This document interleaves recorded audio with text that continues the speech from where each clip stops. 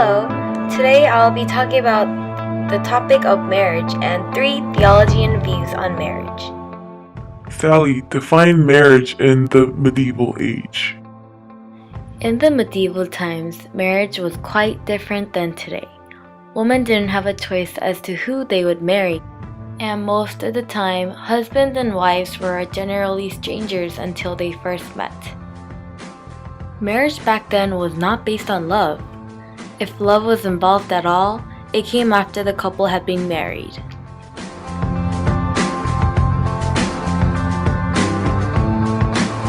Now, let's talk about the 3 theologian views. Good afternoon, St. Augustine. Please tell us about your views on marriage. Sure.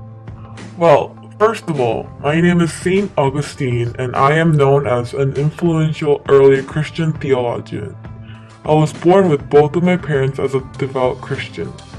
Ever since I was young, I lived a hedonistic life, associating with young men who were interested in their sexual exploits with women. So in order to fit myself in among them, I made up stories to gain acceptance and avoid ridicule. My curiosity of women started from then. At a young age, my mother always wanted me to marry a girl of my class.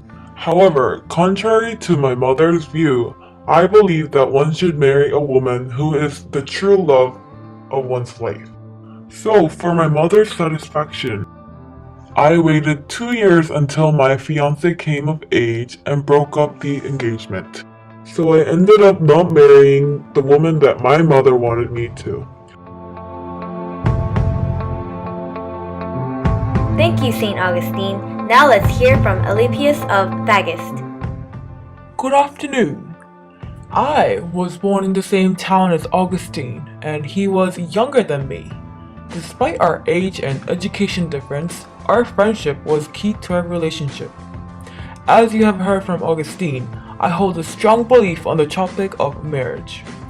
I believe marriage should be done between people who truly love each other. Your spouse should not be decided by others, but yourself.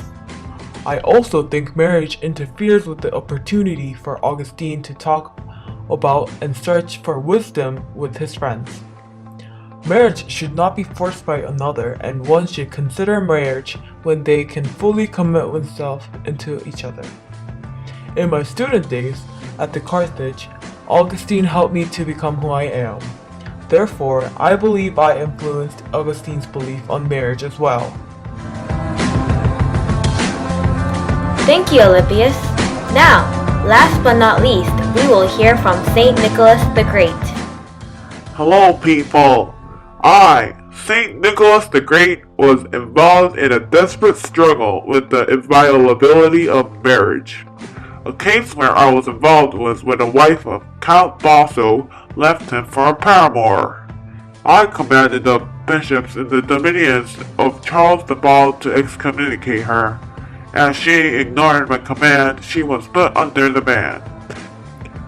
Another case where I was interposed was when Judith of Flanders, daughter of Charles the Bald, married Baldwin I without her father's consent. Frankish had excommunicated Judith and others had taken sides against her, but I urged leniency in order to protect freedom of marriage. I believe in freedom of marriage, which is very controversial to the typical marriage in the medieval age. Thank you, Nicholas. This was the end of today's lesson. Thank you for listening.